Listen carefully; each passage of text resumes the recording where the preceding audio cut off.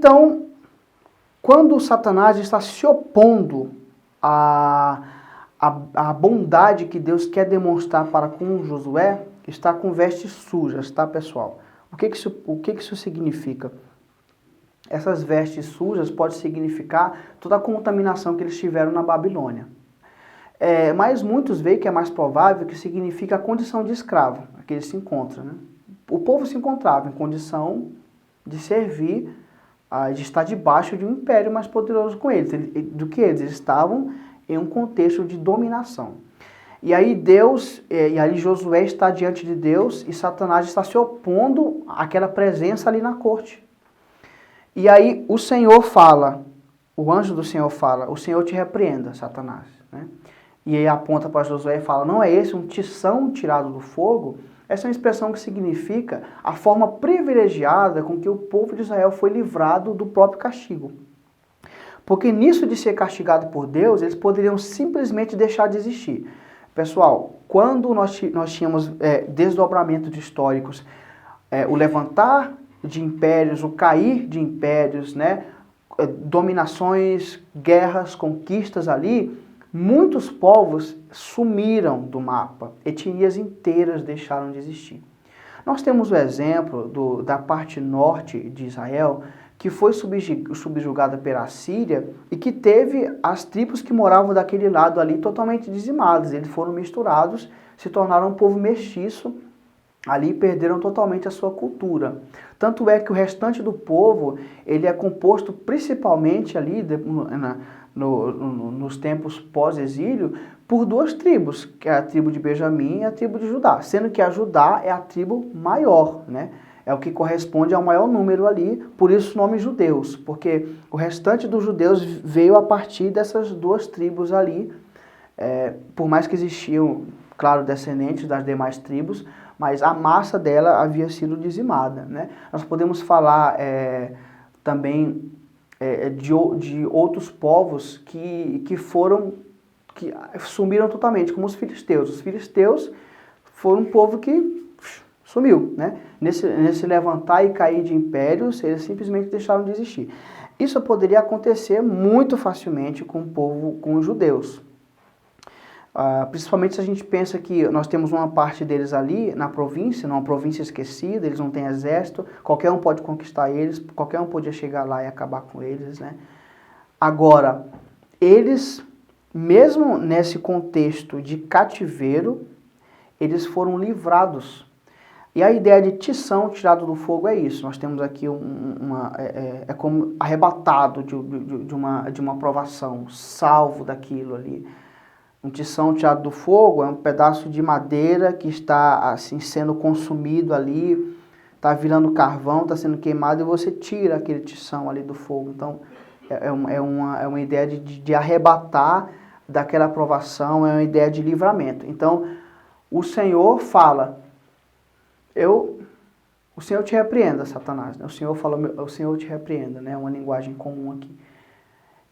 Esse povo é um tição tirado do fogo, quer dizer, eu quero livrá-los dessa forma, eu quero ser bondoso com eles e pronto. Então, nós vamos ter as vestes deles sendo trocadas, vamos colocar uma roupa digna no profeta Josué, no sacerdote Josué, vamos colocar um turbante na cabeça dele. Esse turbante não pode ser interpretado pelo chapéu que o sacerdote usava, tá? Esse turbante é outro tipo de adereço da cabeça e que pode significar uma aceitação na corte real. Então, trocar as vestes, colocar um adereço na cabeça, né, limpá-lo, quer dizer o quê? Você está sendo aceito aqui diante do rei, diante da corte real. Está dizendo, o povo está diante do Senhor, o povo não está sendo rejeitado pelo Senhor, o Senhor abraça de novo esse povo. Nós temos aqui uma coisa agora que é para a pessoa do profeta, do sacerdote Josué, perdão. O versículo 8 fala assim, houve, pois, Josué sumo sacerdote. Agora ele pega e particulariza para a pessoa de Josué, porque agora é uma tarefa para ele. tu e teus companheiros que se assentam diante de ti, porque são homens de presságio. Eis que eu farei vir o meu servo, o renovo. Então, de repente, a gente tem aqui, nesse nome renovo, uma citação messiânica, tá? E esse nome renovo vai aparecer também em outros trechos, em outro trecho ali do livro de Zacarias que a gente vai chegar. E essa citação de homens de presságio, por que que Deus está citando isso? É porque a presença daqueles homens era a prova de que Deus estava com ele. Que homens? A equipe que estava com ele, os outros sacerdotes, os demais sacerdotes que faziam o ofício funcionar ali junto com ele. E quando a gente fala de homens de presságio, nós estamos falando de homens capazes, homens prodigiosos, homens maravilhosos, homens talentosos. Tudo isso é o que significa aí essa palavra de presságio. E Deus está dizendo, olha ao seu redor e observe os homens que eu coloquei do seu lado. Isso é uma prova do meu favor para com você. E aí ele pula para um tempo distante. Ele fala, aqui dentro vocês verão o meu renovo. E aí ele faz uma citação aí messiânica. Então essa visão é sobre a aceitação do povo diante de Deus, a restauração desse povo.